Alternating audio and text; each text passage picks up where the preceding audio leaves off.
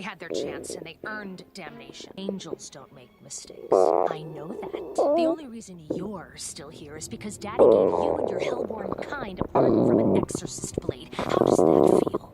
To know how little you matter. We found the body, sir. They've never managed to kill one of us before. We should just go down there now and destroy them. No. How did she even get up here? You want to start a fight on the promenade in front of everyone? Shh. Sir, what was the Seraphim's one rule?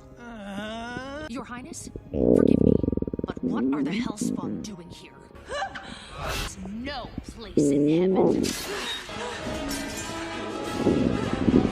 Their love is vile and blasphemous. Not a soul worthy of being in. Talking about some he blew his shot like the cocks in his mouth. This discussion is senseless and petty. There's no question to be posed. He's unholy case closed. Did you forget that hell is forever? You'll never get to know. We should go. We're coming to your hotel. Destroy that ass. Rip Badgie's cut mouth out her ass. You just chill, dude. Fuck.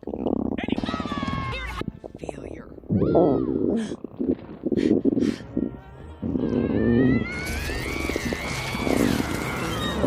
Charlie!